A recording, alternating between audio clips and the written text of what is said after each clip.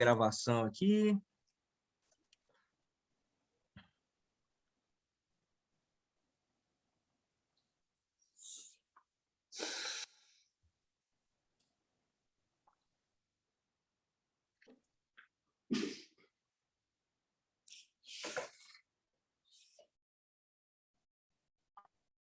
Agora sim. Muito bem, gente. Nós vamos, então, para a parte 6, tá? Da nossa aula sobre Deus, né? E continuaremos falando sobre as perfeições de Deus. Então, a aula passada, nós falamos sobre a onipotência de Deus. E agora nós vamos trabalhar um pouco o conceito de onisciência de Deus, né? Eu quero começar aqui a nossa exposição de hoje, dizendo que Deus sabe todas as coisas, né? Em muitos sentidos, as Escrituras atestam a onisciência de Deus, ou seja, Deus é aquele que sabe tudo. Para que Deus seja soberano sobre sua criação de todas as coisas, visíveis ou invisíveis, ele tem que ser onisciente. Sua onisciência não é restrita a uma única pessoa da Trindade, tá? Então, só Deus Pai é onisciente? Não, Deus Filho é onisciente, Deus Espírito é onisciente.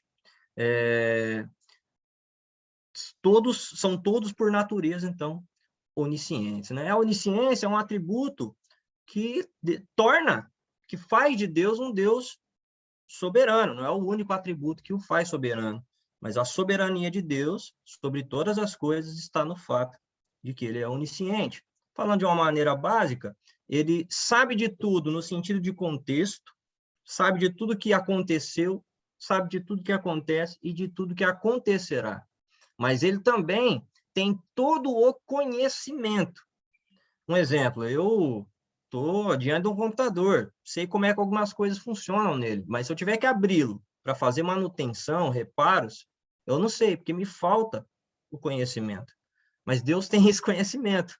Bom, esse é um conhecimento um tanto quanto inútil, se a gente parar para pensar em todo o conhecimento que existe. Mas Deus tem todo o conhecimento daquilo que existe, até porque ele criou tudo aquilo que existe. Então, nós vamos avançar nesse tema, falando da onisciência. Bom, primeira coisa, o conhecimento de Deus é universal. 1 de João, capítulo 3, verso 20, vamos lá? Que diz assim: e ainda que a consciência nos condene, Deus é maior que nossa consciência e sabe todas as coisas. E aqui no contexto desse versículo, nós vemos que o conhecimento de Deus é universal, no sentido que ele sabe tudo. Tudo o que acontece, tudo o que se passa nesse exato momento, Deus sabe. Jó, no capítulo 37, versículo 16, ele mostra que o conhecimento de Deus é perfeito. Não é um conhecimento parcial, não é muito conhecimento ou pouco conhecimento, é todo o conhecimento. Deus não sabe muito, Deus sabe tudo. Né? Salmo 147, 5 mostra isso. Não há limites para o conhecimento de Deus. Deus sabe, Deus conhece a planta de um projeto que ainda vai ser inventado? Conhece. Deus sabe tudo. A sabedoria de Deus, né, por conhecimento de causa, está nele e não há limites, é perfeito, não há limites. E o conhecimento de Deus, de acordo com Provérbios 15, 3, é um conhecimento imediato. Deus sabe exatamente o que está acontecendo em todas as partes do mundo nesse momento. Se um grão de areia se move, ele sabe exatamente a que distância e velocidade. Deus conhece todas as coisas. Uma coisa interessante para a gente pensar é que Deus, diferente dos homens, ele não é um aprendiz. Nossa, que legal, né? Conforme os séculos vão passando, a história vai acontecendo, Deus viu tudo, desde o começo da história até a história do momento. Então, ele vai aprendendo, né, com os acontecimentos, tudo que está acontecendo. Não, Deus não é aprendiz. Ele já sabe. Aliás, ele inventou o conhecimento.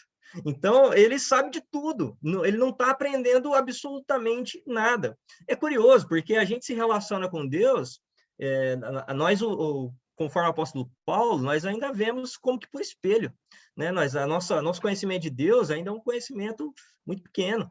Nosso conhecimento de Deus precisa ser ampliado, e vai ser ampliado com a consumação de todas as coisas. Nós o veremos exatamente como ele é. Nós vamos conhecer coisas que nós não sabemos. E o fato é que nós falamos com Deus, nos relacionamos com Deus, é bem verdade, como se ele fosse um ser humano. Ele tem características, ele é como nós aprendemos, nós lidamos com questões a respeito de Deus, porque atribuímos a ele antropomorfismos humanos. Então, Deus tem, pela palavra de Deus, inclusive, nós vemos e entendemos que ele tem características relacionáveis que são semelhantes às nossas, são características humanas para a gente conseguir minimamente entender e nos relacionar. A onisciência de Deus inclui o futuro, né? Isaías 42:9, Salmo 139, no verso 4 e no verso 16, mostram isso. Tudo que vai acontecer, Deus sabe. Em relação à vida humana, vem uma palavra importante para a nossa aula, que é a presciência divina. Porque, especialmente no Novo Testamento, essa palavra denota, faz referência, ela ressalta a obra salvífica de Cristo. Então, eu quero ler esses 2 versículos com vocês, Romanos 8, 29 é o primeiro.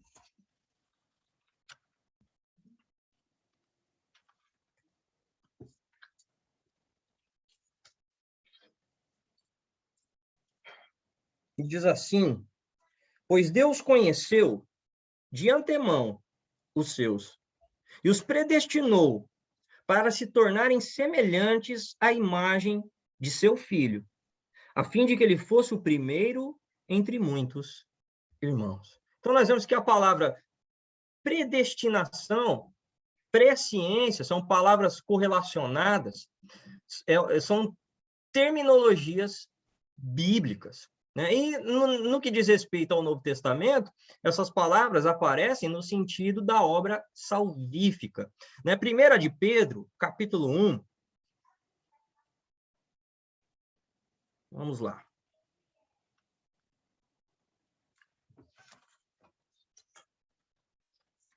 De Pedro, capítulo 1, versículos 1 e 2, diz assim: eu, Pedro, apóstolo de Jesus Cristo, escrevo esta carta aos escolhidos, que vivem como estrangeiros nas províncias de Ponto, Galácia, Capadócia, Ásia e Bitínia. Deus, o Pai, os conhecia de antemão e os escolheu. E o Espírito os santificou para a obediência e purificação pelo sangue de Jesus Cristo. Então, nós notamos que a palavra presciência, predestinação, a própria palavra escolha, né, que trata de eleição, vem com um propósito: a salvação, a semelhança com Cristo. São palavras que trazem um contexto de propósito da salvação, quando falamos a respeito da vida humana. É importante ressaltar isso, porque, às vezes, nós ficamos pensando a respeito da onisciência de Deus só em eventos históricos. Deus então viu ali o que aconteceu no Jardim do Éden, daqui a pouco o que aconteceu na Babilônia, o que aconteceu na época medieval. Claro, ele viu, ele assistiu a tudo isso.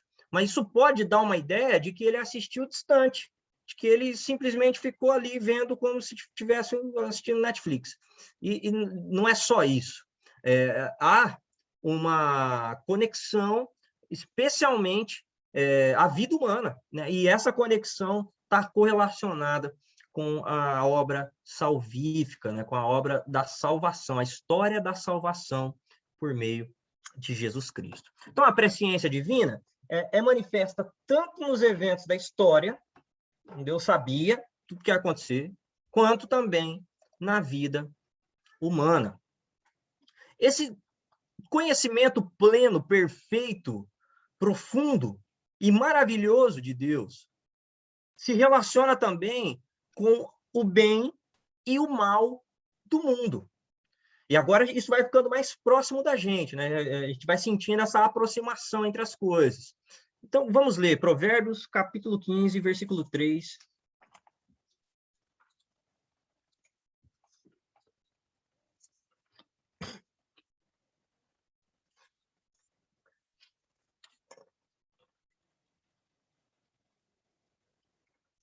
Provérbios 15, 3 diz assim: os olhos do Senhor estão em todo lugar. Olha que bacana esse versículo. Ó. A primeira parte dele, antes da vírgula. Os olhos do Senhor estão em todo lugar.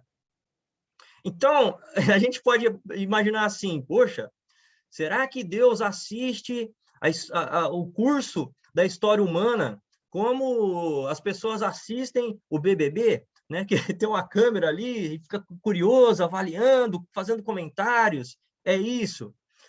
Não, não é. Deus não está assistindo a história humana por entretenimento. Notem que a sequência desse versículo nos traz uma informação importante.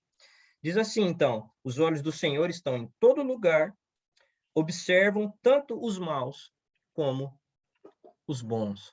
E isso mostra para nós algo importante. Deus nos observa e Deus está fazendo avaliações a respeito das nossas vidas. Deus está fazendo avaliações a respeito da vida humana. Ele está observando pessoas boas e ele está observando pessoas más.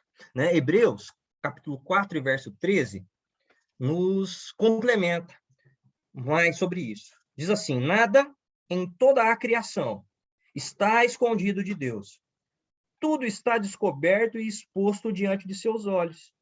E é a ele que prestamos contas. Olha como essa informação agora aprofunda ainda mais esse conceito de juízo de valores, que é feito por Deus, que está observando isso tudo. Né? É claro, devo lembrar vocês de outros atributos de Deus que estudamos antes. Tá? Deus é amor, um Deus de aliança. Deus não é um mexeriqueiro, não é um... Deus não é aquela vizinha que fica ali, né, escondidinha, ouvindo, observando o que está acontecendo na casa do lado. Não é isso. Essa não é a natureza do nosso Deus. Mas ele faz, sim, juízo de valor sobre as atitudes humanas. Isso aqui me faz lembrar Adão e Eva se escondendo de Deus. Eles acharam realmente que podiam se esconder de Deus, mas nada está oculto. E os nossos bons atos, nossos atos de bondade, melhor dizendo, mas também os nossos atos de maldade, a maldade humana e a bondade humana, aquilo que os homens estão fazendo de certo e errado, estão sendo vistos por Deus. Não se pode esconder nada de Deus. Portanto, qualquer tipo de corrupção, por menor que seja, Deus viu. E qualquer tipo de obra de caridade que ninguém viu, Deus viu. Tanto é que Jesus, inclusive, vai dizer, olha, quando vocês fizerem uma obra de caridade, não deixa sua mão esquerda saber o que faz sua mão direita. Então, Jesus está falando a respeito de uma ética onde a discrição revela o interior, porque Deus vê essas coisas. Quando Jesus, a respeito da oração, ele vai dizer, entra no teu quarto e fala com teu pai em secreto, e em secreto ele te recompensará. Então, Deus ouve nossa oração e nos vê em secreto. E esse versículo aqui, então, complementa essa ideia de que Deus está enxergando o bem e o mal no mundo. Né? Depois, nós também temos aí Mateus capítulo 12, 36. Vamos ler, vai. Estamos aqui para isso. Então, Mateus 12, 36.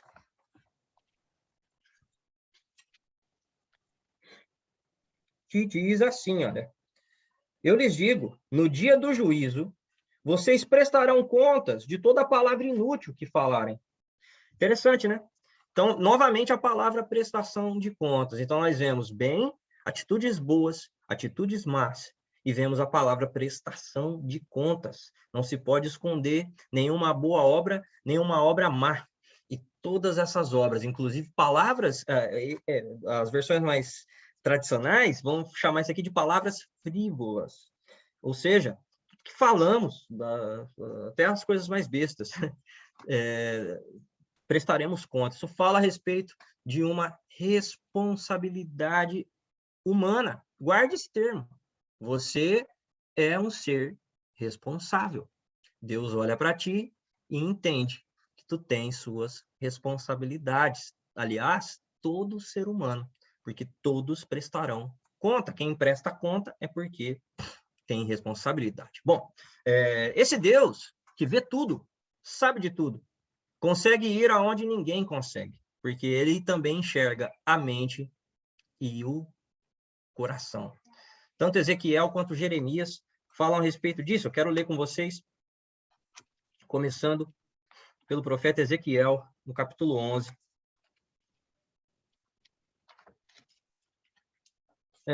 Versículo 5.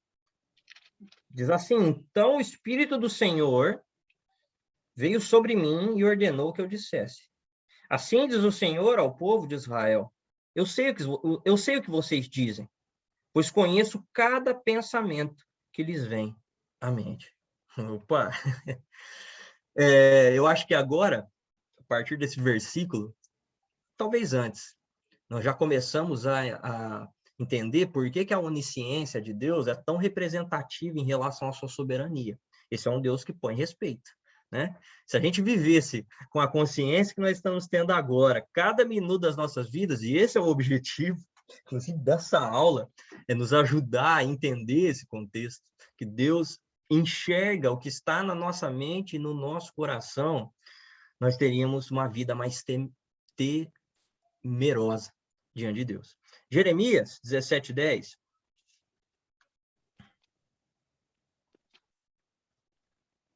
Diz assim: Eu sou o Senhor, examino o coração e provo os pensamentos.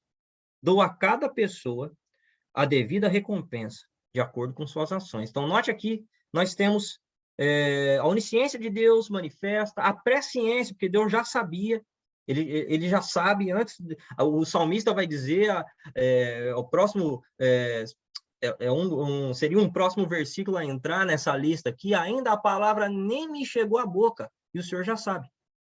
Então, nós temos aqui nesse versículo a presciência de Deus, mas nós vemos também a responsabilidade humana, a prestação de contas também está aqui, né, no 17, versículo 10.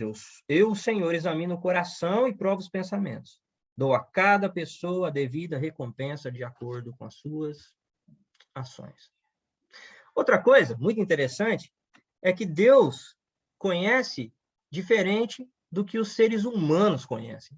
Note que todo ser humano, ele tem um lado meio ator, né? Porque a gente sempre vai tentar vender para as pessoas, ainda que inconscientemente, né? Eu estou entrando aqui no campo da Rebeca, mas ainda que inconscientemente, a gente tenta passar para as pessoas, vender uma imagem nossa para as pessoas, né? E aí elas começam a fazer seus juízos de valores, né? Será que é desse jeito mesmo? Aí na convivência vamos percebendo. Agora Deus sabe quem nós somos, quem as pessoas são de imediato. Lembra quando Samuel, a pedido de Deus, foi à casa de Jessé, o belemita, para ungir o novo rei de Israel? Pois bem, quando ele chegou lá, ele se deparou com os irmãos mais velhos de Davi.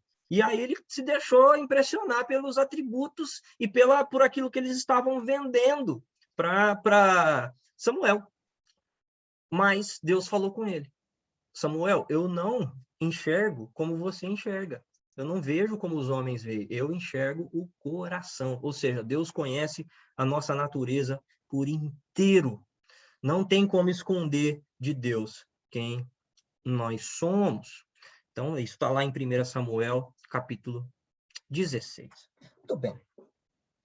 Quando avaliamos, eu sugiro que depois você, com esse PDF, leia novamente todos os versículos e recapitule os tópicos dessa aula. Por que isso? Esse conhecimento, saber que Deus sabe de tudo, que ele tanto conhece o contexto de todas as coisas, quanto ele também tem todo o conhecimento profundo, perfeito, e ele sabe fazer avaliar, sondar, examinar o coração e a mente de cada ser humano. Isso gera, ou melhor, deve gerar, duas coisas em nós. E eu estou projetando aqui, maravilha e bênção, né? Então, a onisciência divina, no primeiro momento, ela pode parecer ameaçadora, né? Porque, lembra? Poxa, esse Deus aí, ele se põe respeito. Ele sabe de tudo, ele está vendo tudo. Ele não é como o meu chefe, que quando ele sai, aí eu tô ali, né? Não aguento mais esse homem aí, muito irritado, tá escravizando a gente aqui. Né? Ele não existe isso. Ele vê tudo, ele sabe tudo. É que nós vamos perdendo a consciência disso. Bom, em primeiro lugar, porque o rio desse mundo, né? Ele tem a sua correnteza e às vezes a gente, sem querer, se deixa levar por essa correnteza. Então, a cultura desse mundo vai tentando formatar a nossa mente, os nossos valores, os nossos pensamentos. É por isso, irmãos, que graças a Deus temos as escolas, para nos incentivar a continuar estudando sobre Deus, porque isso muda e transforma a nossa vida, o nosso jeito de ser. Ao ponto de que daqui a pouco você vê que esse Deus que põe respeito não é só um Deus ameaçador, mas entra uma outra perspectiva. A perspectiva de você ficar maravilhado com Deus. Uau! Como é que ele sabe isso? Eu acho interessante, às vezes eu assisto um programa de um mágico, eu estou tentando lembrar o nome, acho que é Efeito Carbonara, uma coisa assim. E esse cara é um mágico diferente, assim, ele faz umas coisas, ele mistura ilusionismo, mas ele tem umas técnicas de psicanálise ali que ele vai conseguindo influenciar as pessoas, né? Eu lembro de uma mágica que ele chega numa loja de carros e aí ele fala para o vendedor assim, ó, olha para o pátio lotado de carro, escolhe um carro. Aí o cara, né, escolheu vários carros, tinha uns 200 carros no pátio. Aí ele falou, então agora pega a chave do carro que você olhou lá, eu não sei, e pega essa chave e vamos fazer o seguinte, se eu descobrir que carro que é, eu ganho esse carro. Aí o vendedor topou na hora, porque a contrapartida era que ele daria para o vendedor alguma coisa ali como $5.000. O vendedor falou, opa, é agora. Foi lá, pegou a chave, colocou no bolso para ele não ver o chaveiro e tudo mais. E aí ele deu a mão para esse cara e saiu pelo pátio. E ele combinou com ele também o seguinte, olha, eu vou dizer por aqui, aí você fala assim, não, ou sim, você só fala isso. Pois então, ele foi, fez essa manobra toda e chegou no carro. E o cara ficou maravilhado. Eu já vi vários, e a galera fica maravilhada. Meu Deus, como que ele sabe tudo isso? E o nosso Deus não é não é um ilusionista.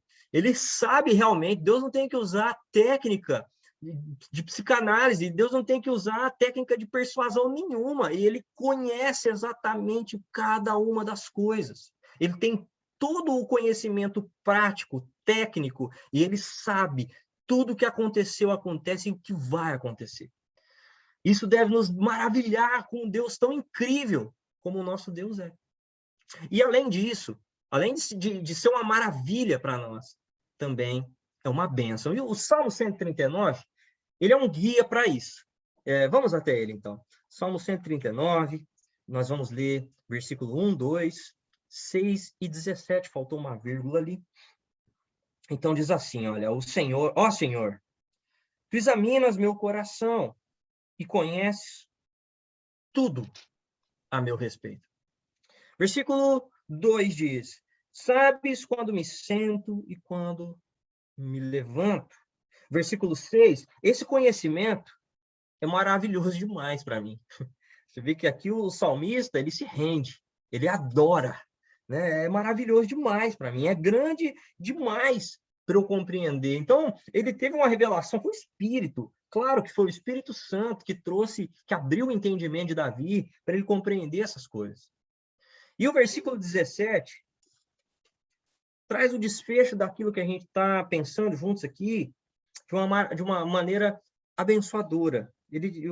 O salmista, Davi, diz assim, olha, como são preciosos os teus pensamentos a meu respeito, ó Deus. é impossível enumerá-los. Ou seja, Davi, ele começa adorando, maravilhado com essas virtudes, com essas qualidades que Deus tem, que são incríveis, mas daqui a pouco ele entende como a onisciência de Deus traz benefício para a vida dele. Porque quantos pensamentos bons Deus tem a nosso respeito. Eu é que sei os pensamentos que tenho ao seu respeito, diz o Senhor, não é?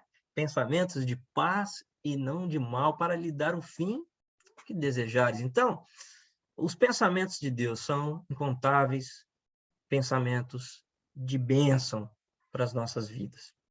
Bom, maravilha e bênção, não é? Mas também conforto e segurança. É verdade que nós chegamos a essas aulas e vemos o título da aula, a onisciência de Deus. A gente começa a pensar, mas o que eu tenho a ver com isso, né? Que diferença faz para a minha vida esse negócio da onisciência de Deus? Faz toda a diferença. Primeiro, para nos maravilhar e adorar a Deus. Mas isso também tem benefícios para nós. Ainda que não houvesse benefício algum, já seria maravilhoso. Seria maravilhoso porque são fatos que nos ajudam o coração a adorar a Deus. Mas também traz para nós conforto e segurança. Deuteronômio 2 e versículo 7. Eu quero ler esses versículos. Começando então com Deuteronômio 2:7.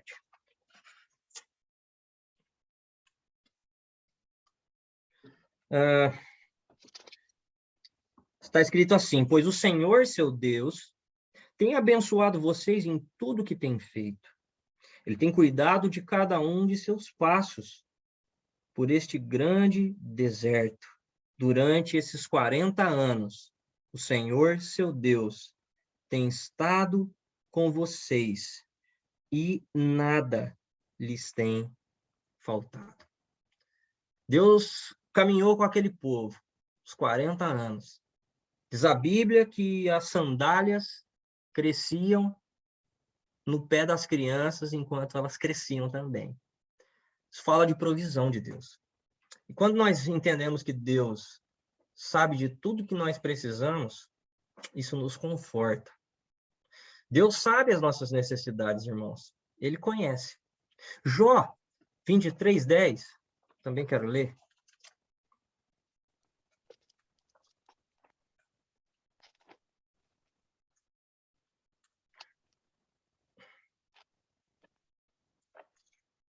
Diz assim: no entanto, ele sabe aonde eu vou. Quando ele me provar, sairei puro como ouro. Olha que afirmação interessante. Jó está literalmente dizendo: Deus sabe por tudo que eu vou passar nessa vida.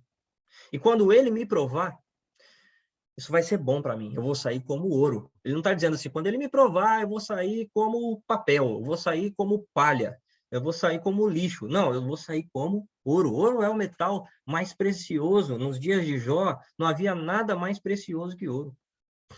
Então, Jó entende que Deus sabe tudo que ele precisa, sabe tudo pelo qual ele vai passar. E quando surgir uma situação de provação, isso vai ser benefício para a vida dele. Que entendimento maravilhoso. Que incrível. Mateus, capítulo 6, e verso 32.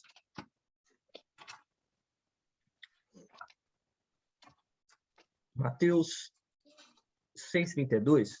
Fiz questão de usar o adjetivo incrível, porque o adjetivo incrível tem sido usado para tanta coisa banal que ele perdeu, ou está perdendo, o seu significado. Mas a onisciência de Deus é incrível. A bênção de Deus é incrível. Isso, de fato, merece esse e outros adjetivos. Né? Mateus 6:32 diz assim: essas coisas ocupam o pensamento dos pagãos, mas seu Pai Celestial já sabe do que vocês precisam. Então, aqui, Jesus, Sermão do Monte, Jesus falando sobre as preocupações da vida. E ele está dizendo o seguinte: Deus sabe o que você precisa. Essa afirmação, quando cai no coração pelo poder do Espírito, ela transforma a nossa vida, porque a gente vive ansioso demais por muita coisa. Eu tenho uma relação peculiar com a ansiedade. E eu posso dizer que quando textos como esse caem no meu coração, elas trazem o conforto, a paz que eu preciso, mais que qualquer outra medicação. Saber que Deus conhece as minhas necessidades. Quem fala para vocês é alguém que já dobrou o joelho em oração para pedir coisas fúteis, inúteis, que por imaturidade brincou com Deus em relação à petição, mas que com o tempo fui entendendo que a prova gera ouro. Fui entendendo que Deus sabe de tudo que eu preciso. Eu não preciso me desesperar por nada. Quem vive desesperado por coisa é o pagão. Quem é o pagão? Essa é uma palavra que a gente ouve muito, mas é importante pensar na essência dela. Pagão é aquele que adora outros deuses. Quem adora o Deus dinheiro e vive por ele, está desesperado por ele. Quem adora o Deus notoriedade e vive por ele, não encontra paz no anonimato. Agora, quem vive debaixo do reconhecimento de que Deus sabe tudo o que precisamos, consegue encontrar paz. Uma paz que vai além da tribulação, uma paz que sim, vem uma insegurança, o barco está chacoalhando, os meus pés estão afundando nas águas, mas quando eu olho para o Senhor e sei que Ele é onisciente, isso muda a minha vida, isso transforma minha vida. Mateus, capítulo 10, versículo 30, diz assim, quanto a vocês, até os cabelos de sua cabeça estão contados. Bom, ninguém nunca vai conseguir contar os seus fios de cabelo, né, Cris? Não vai dar, não tem como contar fio de cabelo, é igual contar grão de areia da praia. Mas Deus sabe exatamente quantos grãos de areia tem na praia, Deus sabe quantos fios de cabelo tem na nossa cabeça, mesmo, não é Joaquim, em algumas que não tem tanto, Deus sabe. Deus conhece mesmo os poucos fios de cabelo que temos. Deus sabe. E isso, irmãos, é maravilhoso porque traz conforto e traz segurança para o nosso coração. Está escrito aqui, ter consciência de que Deus, nosso Pai, isso é Pai, tá? Conhece cada necessidade nossa e certamente nos proverá. É ser liberto de muita, não muito, mas de muita ansiedade. Ansiedade é um sentimento natural, ele faz parte da nossa natureza, mas o excesso dele é um problema. E é um problema que nós vemos Jesus dizer que é um problema pagão. Então, que essa verdade da onisciência de Deus caia no nosso coração como maravilha e bênção, como conforto e segurança. Bom, avançando ainda, a onisciência de Deus é um desafio à vida de justiça. Né? Como Deus sabe as obras boas e más dos homens. Isso é um desafio, mas eu quero ler esses versículos. Salmo 119, vamos começar por ele? Salmo 119, versículo 168, diz assim, sim, obedeço às tuas ordens e aos teus preceitos. Por quê? Pois vês tudo que faço. Saber que Deus vê tudo que a gente faz, isso é uma informação interessante. Uma época que eu ouvi algumas pregações dizendo isso. Deus está vendo o que você faz. Tem até quando a gente está num grupo de WhatsApp, alguém escreve alguma coisa e apaga, né? E tem aquele bonequinho, né? Aquele adesivo. Deus viu o que você apagou, né? Eles botam o Henri Cristo lá. Brincadeira à parte, o fato é que Deus vê tudo que a gente faz. E porque ter consciência disso deve nos fazer viver em obediência. Eu quero ilustrar dizendo para vocês uma coisa que sempre me chama a atenção quando eu falo, ao que fala o meu coração. Aqui onde moro, é um prédio, e tem a rua ali, né? O lugar ali onde os carros estão estacionados e tal, e volta e meia as crianças estão brincando lá. E quando o meu filho me pede para brincar lá, eu digo para ele o seguinte: não vá para um lugar onde você não consiga me ouvir se eu te chamar. E isso é interessante, porque isso causa nele o seguinte efeito: eu preciso ir até um delimitado lugar, eu tenho um limite até onde eu posso ir. O limite é onde eu consiga ouvir a voz do meu pai. E eu, pensando nisso, eu fui extremamente ministrado, porque eu também preciso viver uma vida assim. Eu preciso viver no limite de ouvir a voz de Deus e deixar de ouvir. Eu preciso ir até um lugar, um limite, aonde eu não deixo de ouvir Deus, porque eu posso encontrar problema. Eu conheço mais sobre a vida do que o meu filho, e por isso eu posso alertá-lo sobre isso. E esse versículo, 168, sim, eu obedeço às suas ordens e os teus preceitos, pois vês tudo o que faço. Deus está, o salmista está dizendo assim: olha, eu sei o meu limite, tu tá vendo tudo que eu faço, por isso eu vou te obedecer. Que maravilhoso isso, né? Primeira Crônicas 28:9 é um outro texto importante para a gente avaliar esse conceito.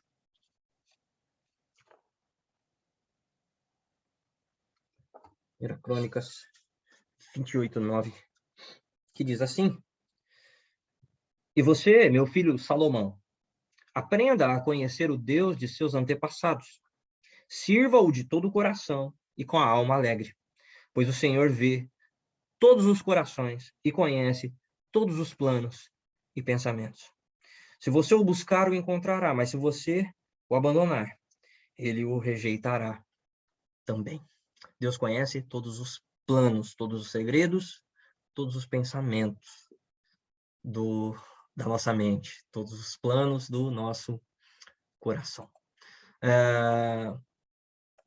Avançando, a onisciência de Deus significa sabedoria e conhecimento de mãos dadas, né? Romanos 11:39 nos ilustra esse entendimento, fala mais a respeito disso.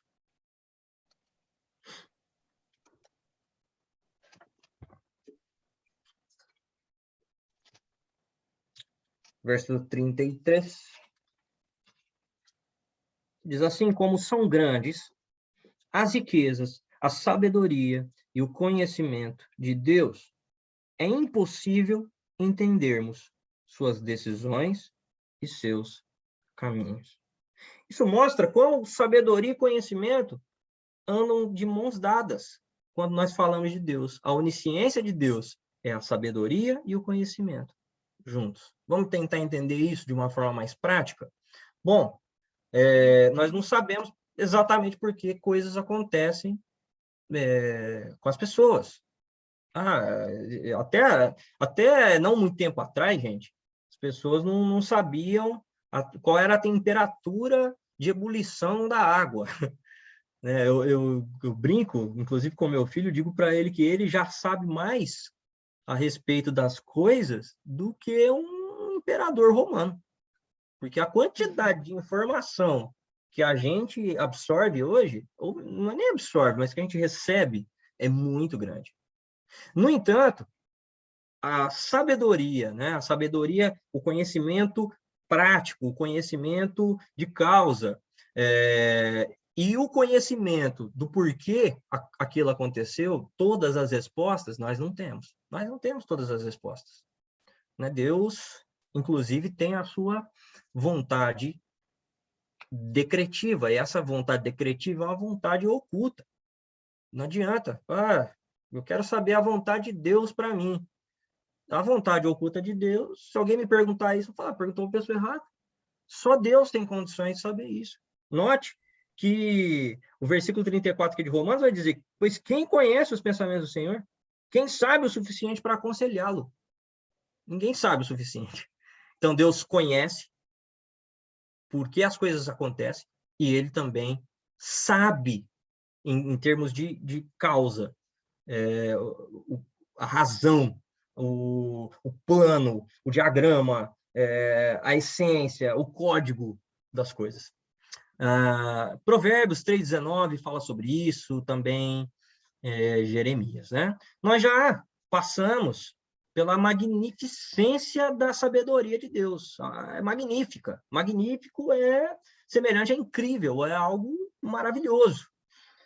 São sinônimos correlacionados, né?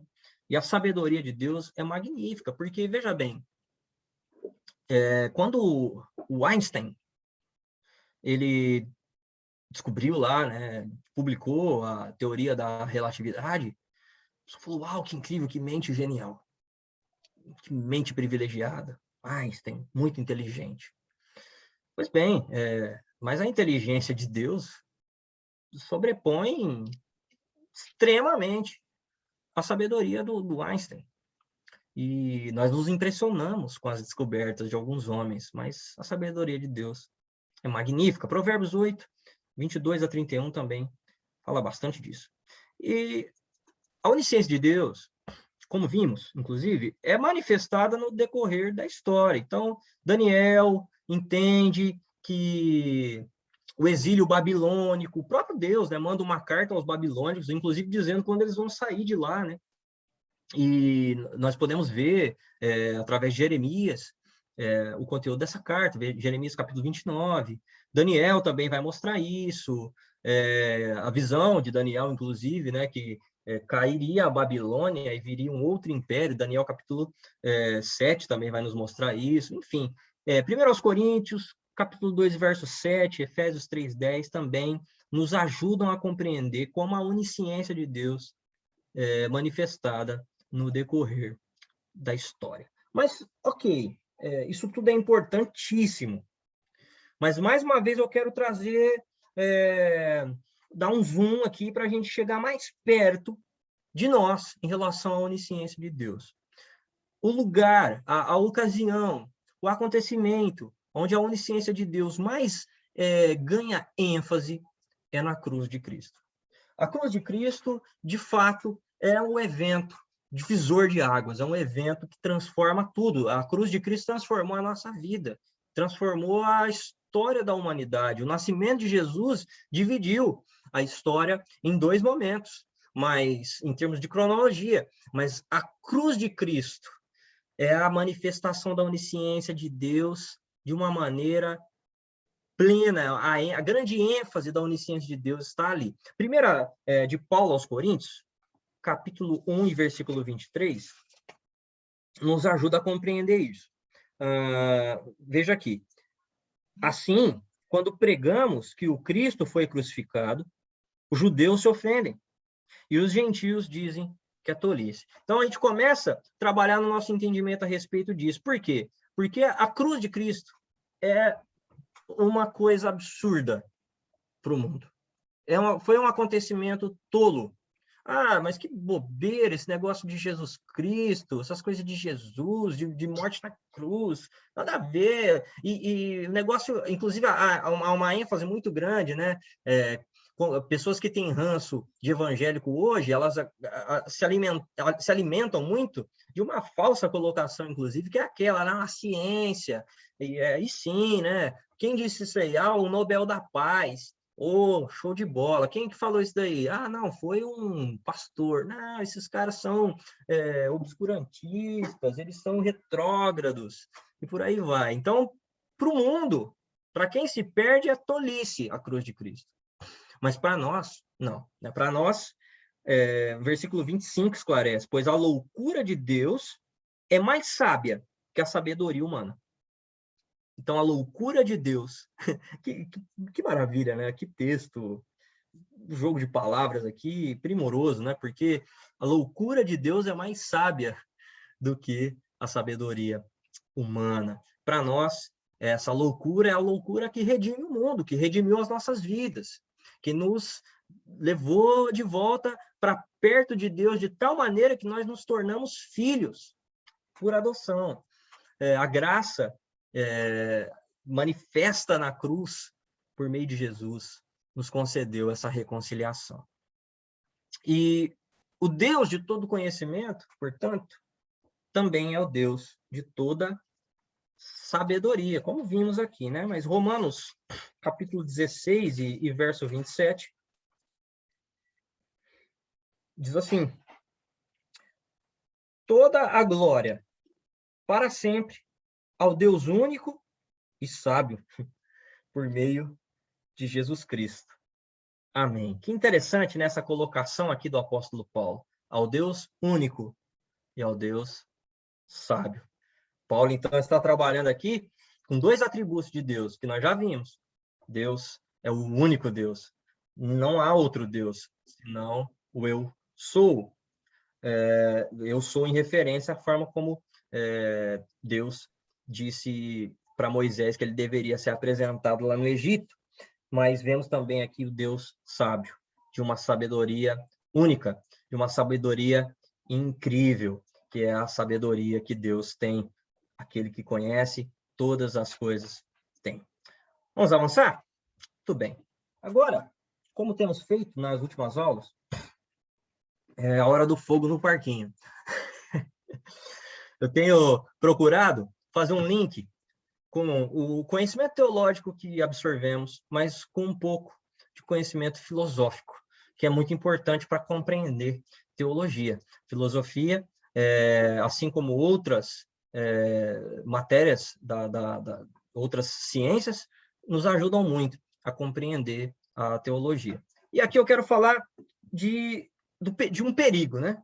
Dois, não de um perigo, o perigo dos extremos, né? Lembrem-se que no decorrer da aula eu falei sobre presciência, mas eu falei sobre também prestação de contas, né? Eu falei sobre um Deus que sabe tudo, mas eu falei também de um homem que tem responsabilidades. E aqui eu vou fazer uma introdução a um tema filosófico e teológico que vem sendo discutido há mais de 2000 anos. Eu simplesmente estou mostrando para vocês, no mínimo, a entrada de um barril de pólvora que tem sido discutido há muito, muito tempo. Certamente, esse tema aqui, ele trabalha diante de uma complexidade muito grande, de um enigma, é um dos temas mais enigmáticos. Mas vamos lá, vamos construir nosso pensamento juntos aqui. Existem dois extremos que eu quero elencar para vocês. O primeiro deles é o determinismo. O determinismo, inclusive, é um conceito filosófico que é estudado nas universidades, nas faculdades, não só em teologia. Mas aqui eu quero tratar exclusivamente do determinismo teológico. O determinismo teológico, como apresento aqui, é a visão de que todo evento tem uma causa, de que tudo no universo é absolutamente dependente e regido por leis causais.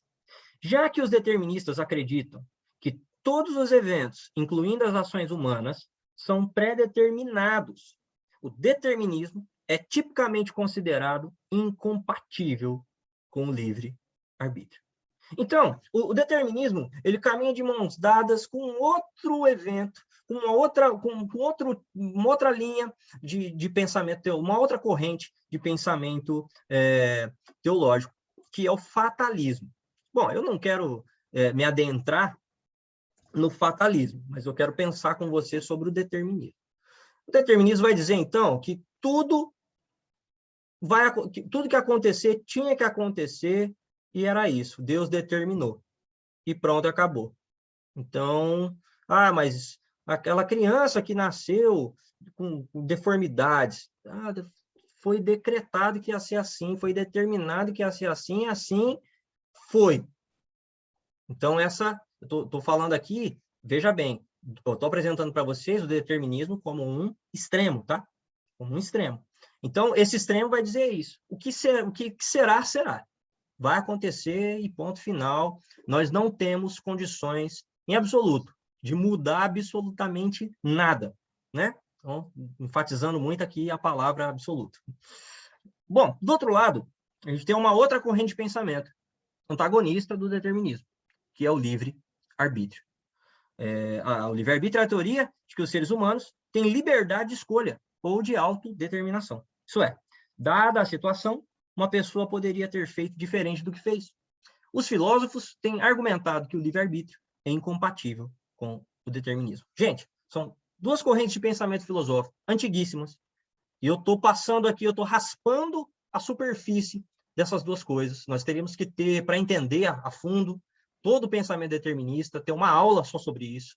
E o livre-arbítrio, então, nem se fala. Mas vamos lá. Eu quero tentar encontrar, colocar contrapesos nessa balança para a gente chegar num ponto de equilíbrio. Bom, o determinista, portanto, vai dizer, olha, o Alessandro casou com a Michelle porque tinha que casar. Deus determinou que ia ser desse jeito, coitada. E ela não teve escolha, teve que casar com o Alessandro. Então, esse é o pensamento, brincando um pouco aqui, do determinismo. Já o livre-arbítrio, ele vai dizer o seguinte, não, quem escolhe sou eu. Quem determina como as coisas serão na minha vida sou eu. Então, dessa maneira, dentro do pensamento teológico, nós temos dois extremos. No primeiro extremo, o extremo do neocalvinismo, que é esse. Olha, Deus decretou e acabou. Deus não tem coração, não, cara. Deus ele determinou e é soberano. E cala a tua boca e sai andando. Então, isso é um extremo. O outro lado, o livre-arbítrio vai dizer o seguinte, não, eu que mando isso aí, cara. Deus soberano. Vamos ver, Deus. Ó, não te quero, não, Deus. Tá pensando que você é quem? Né? Tá pensando que você é Deus? Então, assim, o livre-arbítrio é um outro extremo. E é um extremo também muito perigoso, porque ele flerta, ou ele anda de mãos dadas, de uma maneira muito próxima com o humanismo.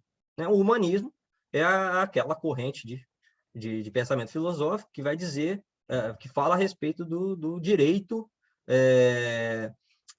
não de escolha, né? Mas o direito do indivíduo. O indivíduo deve ser preservado, o indivíduo tem liberdade, o indivíduo é o centro das coisas. Então, são duas correntes de pensamento filosóficas muito fortes nos nossos dias, muito fortes dentro da igreja, e, inclusive, como causa de desprezo de um e do outro lado. Né? Então, a gente tem a teologia liberal do livre-arbítrio, que é uma coisa assim, é uma religião que você nem precisa de Deus. Né? O homem está ali e vai dar tudo certo se o homem estiver no controle. Já o determinismo é um rolo compressor, que passa por cima, inclusive, do antropomorfismo, né? Tipo, não, Deus não tem coração, Deus não... É um Deus que está irado ali e vocês vão cair tudo no inferno e agora. Claro, né? Eu estou sendo hiperbólico aqui, extremista, mas para você entender que essas duas correntes estão realmente, cada um do seu lado, e elas não têm condições de se encontrar. Bom, o ponto que eu quero chegar é o seguinte, e nós? Como é que nós ficamos em relação a essas coisas? Vamos ser deterministas? Tudo foi decretado na presciência e já era. Ou não? Não, se eu escolher, vai dar tudo certo, eu tenho domínio aqui sobre as coisas. Bom, porque de um lado o livre-arbítrio fere a soberania de Deus.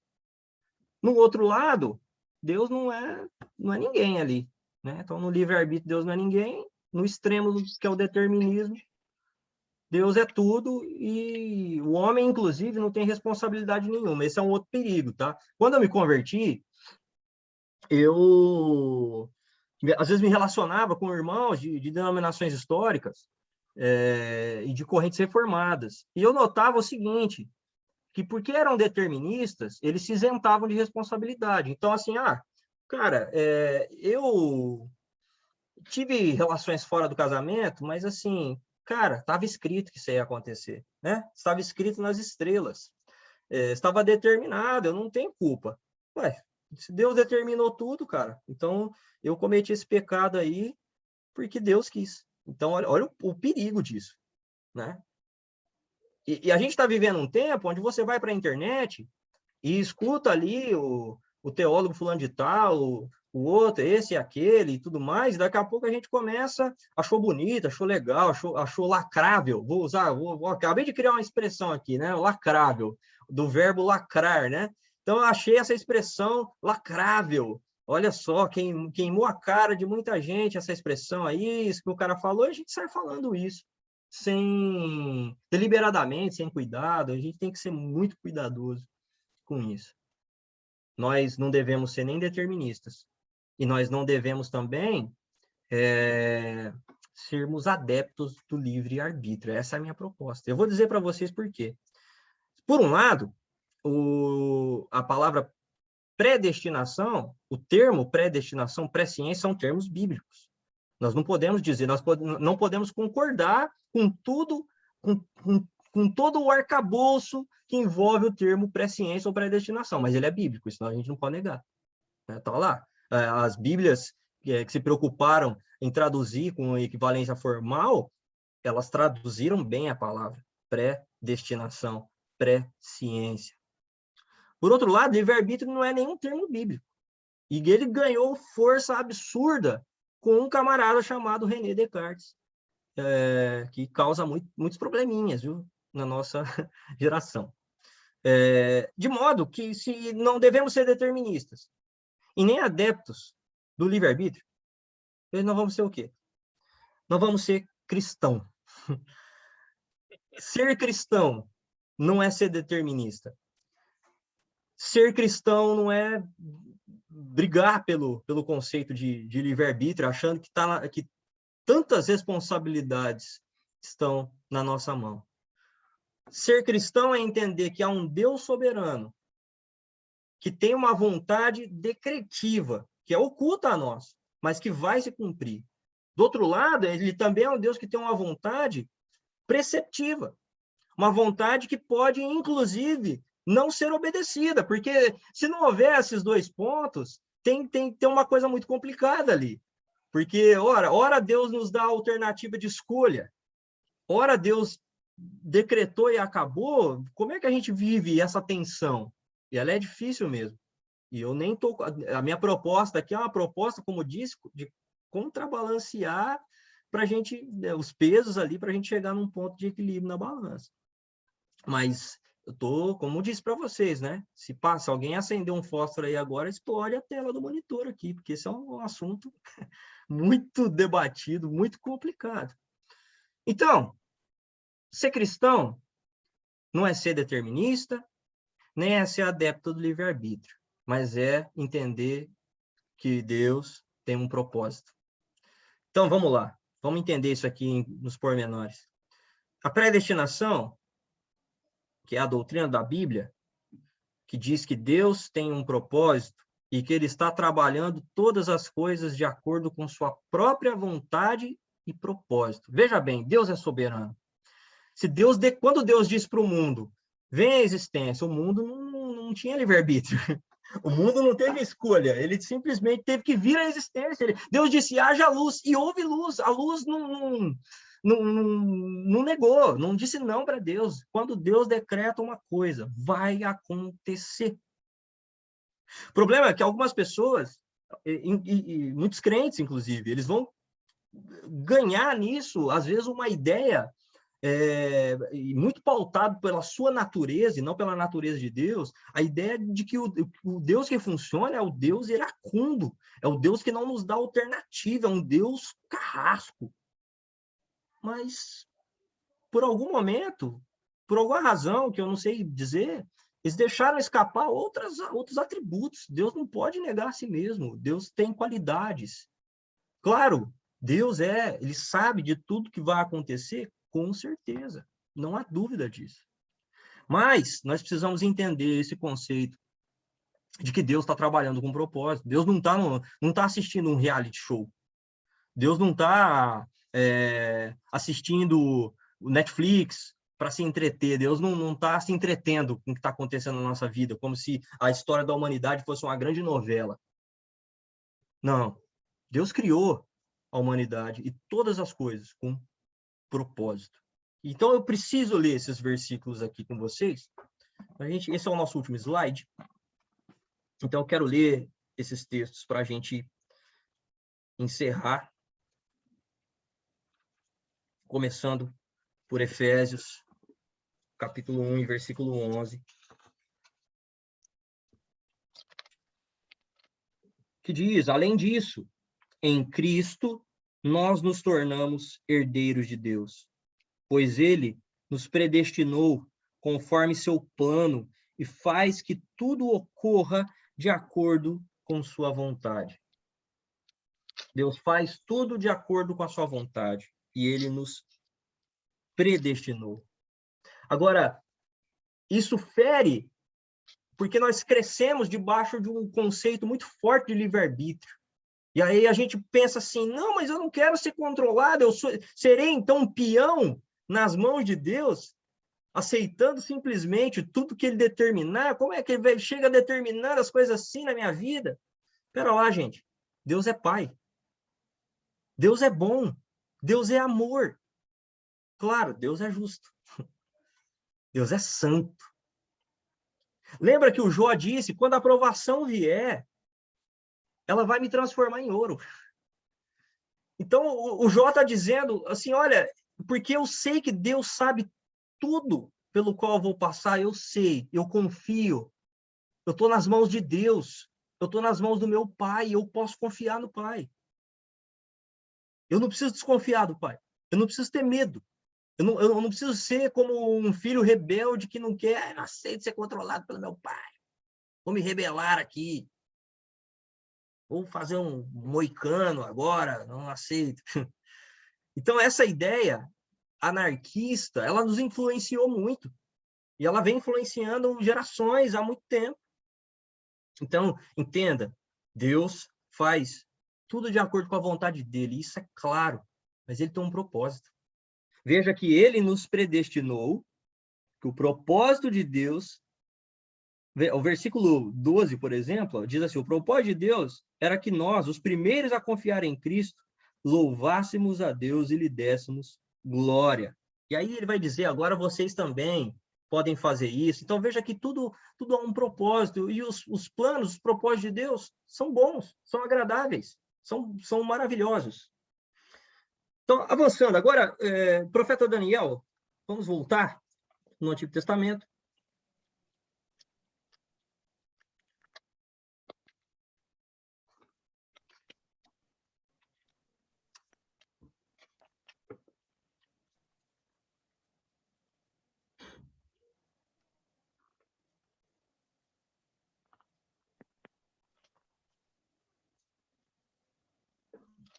Daniel, capítulo 4 e versículo 35.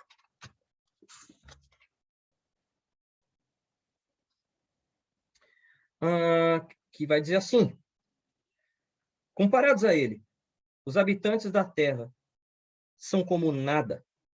Ele faz o que quer entre os anjos do céu e entre os habitantes da terra, ninguém pode detê-lo, nem lhe dizer, por que fazes essas coisas? Irmãos, nós precisamos nos lembrar quem somos diante de Deus. Deus é santo, Deus é o Deus soberano, é o Deus onipotente, pode tudo, não tem limite para Deus. Mas nós não podemos nos esquecer de que ele tem propósito.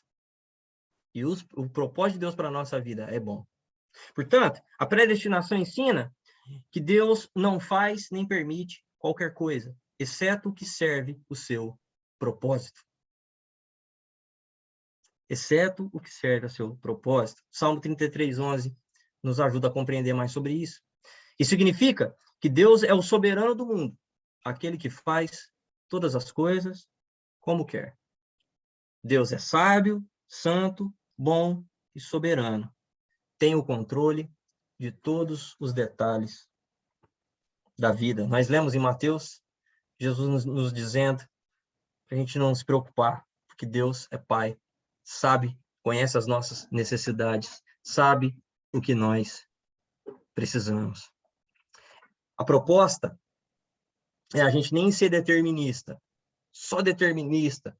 Determinista como alguém negativo, não, como alguém que está ali deprimido pela vida, amargurado.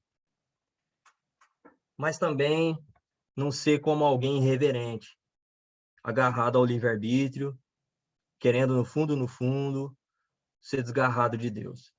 Não podemos ser deterministas ao ponto de nos isentar das nossas responsabilidades, do evangelismo, as nossas responsabilidades como cristãos, como igreja. Nós vamos, inclusive, receber recompensa. Nós vamos ter que prestar conta. Então, assim, a gente tem liberdade. Nós vamos ter que prestar conta, a gente tem escolhas a fazer. e vamos ser responsabilizados por ela. Agora, existem coisas que, para cumprir o propósito de Deus, lembra que a ênfase está na história da salvação, Deus vai decretar e vai fazer o que ele quiser. Tem alguns eventos que Deus decretou e vão acontecer. A crucificação foi um deles. A volta de Jesus é outro deles. Não tem nada que pode impedir isso. Agora, irmãos, se eu vou comprar um computador preto, azul, vermelho, eu só sei que eu vou ter que prestar conta dessa compra. Talvez a conta de ser um bom mordomo dos meus recursos. É isso, gente. Espero que essa passada mais filosófica aí, diante da questão posta da onisciência de Deus, te ajude a pensar, refletir mais sobre esses detalhes. E na outra aula a gente dá sequência, vamos ter a nossa última aula, então, sobre a doutrina de Deus. Tá bom? Tá bom. Eu vou fazer o seguinte, gente, como são 22h14, eu previa terminar a nossa aula 22 horas, a gente passou um pouquinho, até peço perdão a vocês, eu sei que esse apêndice aqui, falando a respeito de determinismo e livre-arbítrio, é difícil, né? Eu estou sendo bastante cuidadoso nas minhas palavras, porque eu sei que eu estou lidando com duas correntes de pensamento muito complicadas, eu já enfatizei isso aqui várias vezes. Mas é importante, porque é um assunto que está muito em pauta, né? Se você assiste uma série, como, por exemplo, aquela série Dark, que tem no Netflix, você vai ver que ali tem muito determinismo, muito fatalismo, mas também conversa com livre-arbítrio. E é um assunto que está aí na boca do povo, a gente não pode se furtar de falar sobre isso, mas eu entendo que nós precisamos chegar num bom senso comum, um bom equilíbrio em relação a isso. E eu acho que o ponto de equilíbrio é o propósito de Deus. E o propósito de Deus, quando diz respeito a nós, é sempre bom. Mas Deus é soberano. Ele decreta assim, ele faz a vontade dele acontecer, mas a gente pode ter confiança de que Deus vai intervir no curso da história para cumprir o seu bom propósito. E nós somos parte disso. Né? Eu acho que isso muda um pouco também o nosso linguajar, né? Porque às vezes nós vamos dizer para a pessoa, fica assim, não, Deus quis assim. E não é por aí, né? Você fiquei endividado, dona Albertina. Não, filho, não esquenta a cabeça, Deus quis que você ficasse endividado. Não, Deus não quis, não. Deus não quis.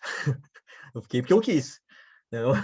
E aí, senão a gente começa a ficar assim, né? Aí liga o banco para cobrar lá, o banco X liga para mim, aí eu falo assim, não, é o seguinte, eu não paguei a conta, mas entenda, Deus quis assim, Deus decretou que eu não pagasse essa conta. E aí a gente começa a se isentar das nossas responsabilidades. Então, a soberania de Deus e a responsabilidade humana. Nós precisamos saber trabalhar com um bom equilíbrio, a tensão que existe entre essas duas coisas, porque a Bíblia vai nos dar uma coletânea de versículos, uma coleção de versículos falando sobre soberania, e uma coleção de versículos onde Deus apresenta a nós escolhas. Somos seres responsáveis, mas nós não somos divindades, nós não temos condições em absoluto.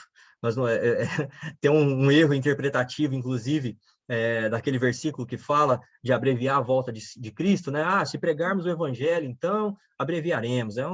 Isso é uma heresia, porque esse texto não está falando absolutamente nada disso, ele tem um contexto completamente diferente, mas isso é muito do resultado do pensamento do livre-arbítrio, da doutrina do livre-arbítrio que nos influencia.